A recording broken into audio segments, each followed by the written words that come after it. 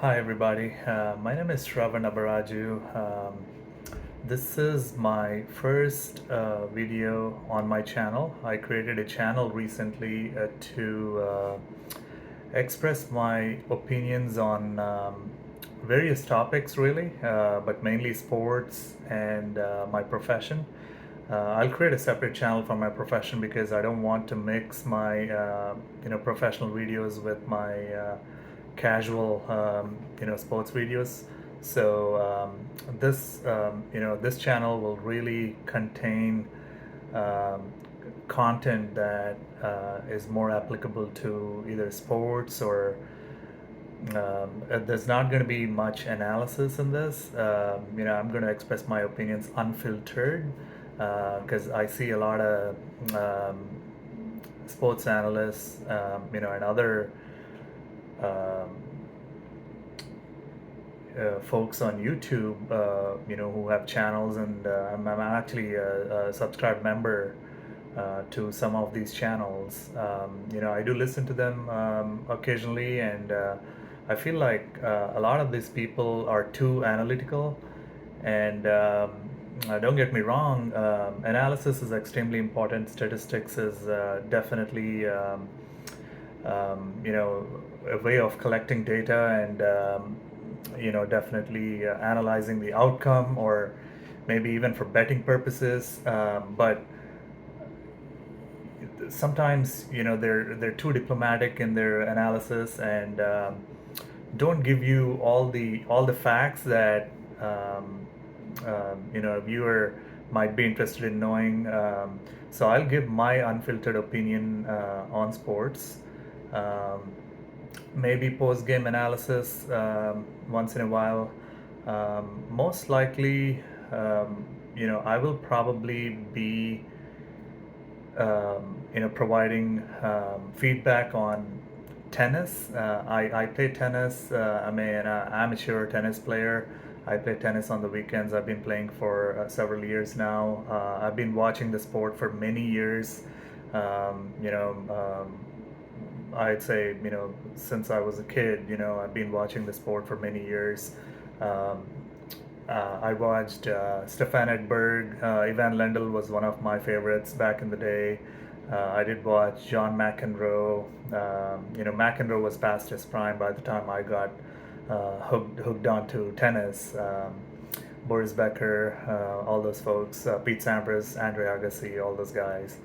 Um, but Let me start with tennis in this video. I'm going to make this short because this is my first video, and I promise you that I will make the quality a lot better, quality of the video a lot better. I'm actually recording this from a hotel, um, but I'll make it a lot better, videos in the future.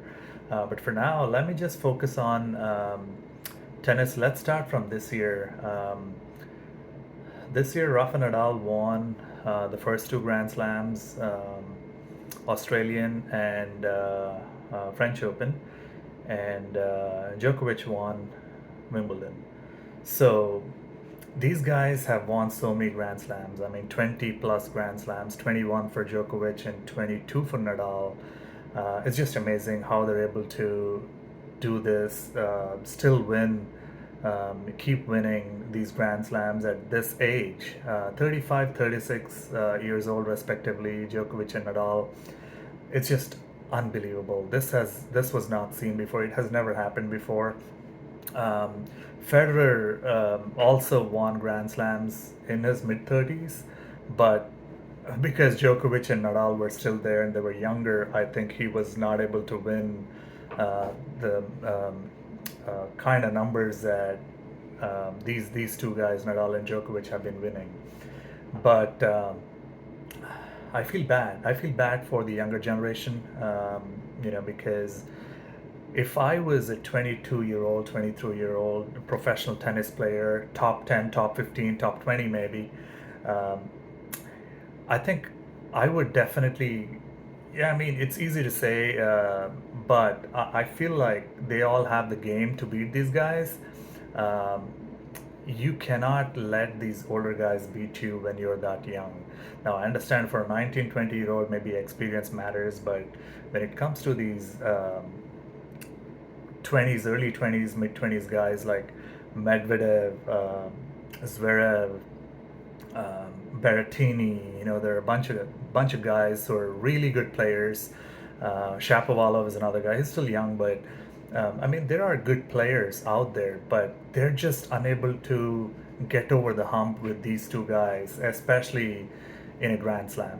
Um, there are youngsters like Carlos Alcaraz and Yannick Sinner who are they have a, I mean, they're already in the top 10. They have a great game.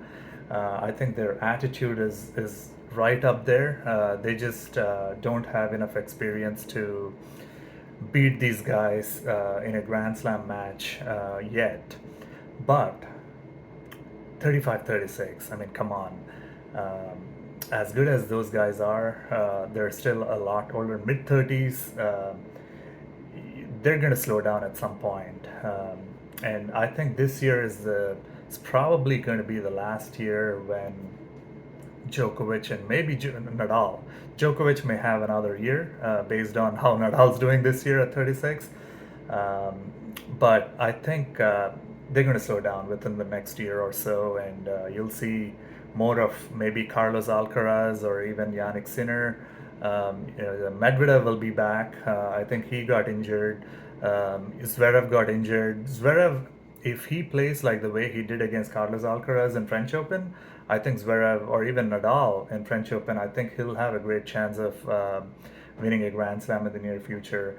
Medvedev, I think he lost confidence after the loss in Australian Open, which he should have won in my opinion. But Nadal's a beast, and and with the absence of Djokovic in that Grand Slam, I think Nadal, and in a final, um, Nadal, Djokovic, these guys are really consistent. You don't want to lose your focus in the middle of a match. You don't want to lose. You don't want to be too casual about your points because each point is important, especially against Nadal.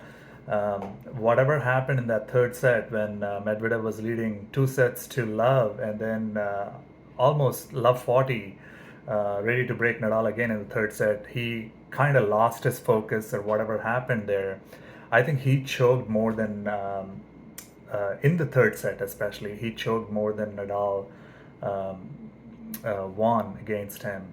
But the next 2 sets, I think Nadal kind of dominated, especially the fifth set.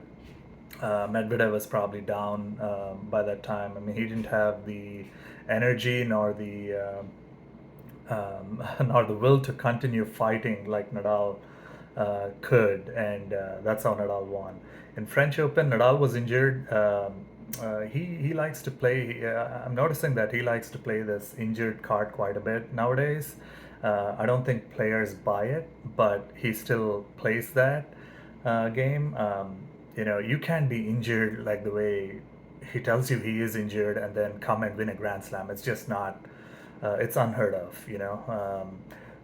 But I think his body is kind of giving up on him slowly, and you'll see that Nadal will not be as physically competitive as he has been all these years, starting from 2023. That's just my opinion.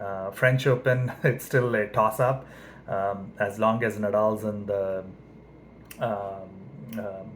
is playing French Open, as long as he is playing, I think there's always a chance that he could upset anybody or even win another one, number 15. But it's unlikely. I'm seeing these young guys. Carlos Alcaraz is coming up.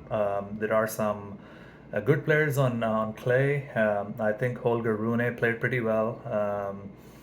Yannick Sinner, I think he played extremely well in Wimbledon, but I think he choked. I did not watch. I was on a cruise and I couldn't watch the whole game, but I saw the first set and I thought, okay, if he continues to play like this against Djokovic, he's definitely going to win. But I don't know what happened in sets 3, 4, 5. I heard from other commentators, TV analysts and commentators, that Djokovic played at an unbelievable level to beat Yannick Sinner, and Sinner was not even close, and he didn't play all that bad, is what I heard. But I don't believe that. I've seen Djokovic play. He's playing like an older guy. He's just consistent. He's very consistent. You cannot. I mean, you have to hit winners and you have to hit hard against Djokovic and Nadal. You have to make them run. It's easy to say, but I think these young guys can do it and they should focus on that. If you're trying to hit the ball back or just keep the ball back in the court, or just keep the ball in the court, inside the court, at critical junctures of the game, or points in the game, and I think you have a shot. But if you make unforced errors against these guys in a Grand Slam, you're done. You can't win any match against them like that. So age doesn't matter at this point. I think these guys should focus on keeping the ball inside the court at critical points, rather than trying to overdo or overthink and make an error or hit an error or just hit an unorthodox shot across the court or whatever, and either the ball sails long or it hits the net. Mostly it sails long, but don't try to focus on hitting the lines when it's a critical point against these guys. Just keep the ball in. Maybe try drop shots. Maybe try moving them across the court, and then see if that works. But you have to do something against these guys. I mean, they're older than you, most of the other players, younger players. You should be able to beat these guys, especially when you're in mid-20s and early 20s. You should be able to beat these guys. I'm talking about the top 20 players, not everybody. So those are my thoughts on Wimbledon and Australian Open. But coming to US Open, Djokovic, I just heard today that Djokovic will not be able to play US Open because he still, he's unvaccinated, as we all know, and he is not going to get vaccinated, in the next month or so anyway. So he'll be out of the competition. This actually opens the door slightly for Nadal to win another Grand Slam this year, because I personally feel that this may be the last year when Nadal's going to win any of the majors other than maybe French Open. It's unlikely to see him win French Open next year, but I'm not going to bet against him yet. But I think he'll be 37, and I think this is it on hard courts and Wimbledon for Nadal, in my opinion.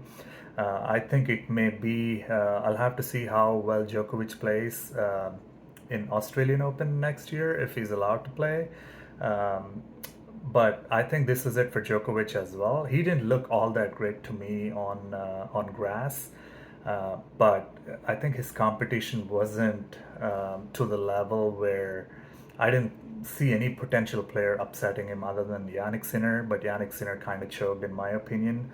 I think he could have won that match had he not being nervous or anxious. And I didn't watch the match, and I watched highlights briefly, but I think I watched the first set, and I watched the fourth round between Yannick Sinner and Carlos Alcaraz, and I was telling myself, oh my gosh, if Carlos Alcaraz loses and Yannick Sinner is playing the way that he's playing against Alcaraz, I felt like he could easily beat Djokovic.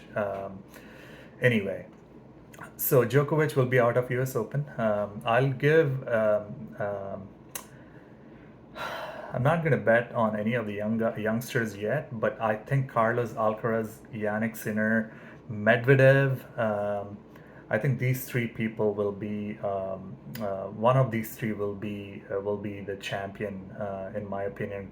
I think Felix Auger-Aliassime is also there, but these guys like Auger-Aliassime, Shapovalov, Berrettini, I don't give them. I'll put them in tier two.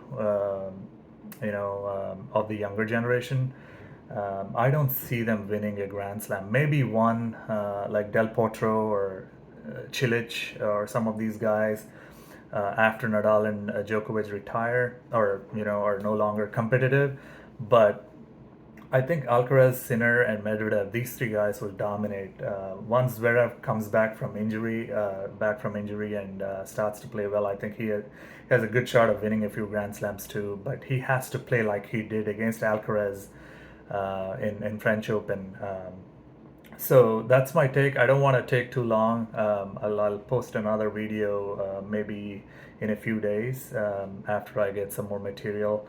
But the whole purpose of this channel is to just give my unfiltered opinion on sports, especially tennis. But I will also provide some feedback on NBA, NFL when the time comes. All right, thank you guys. Adios.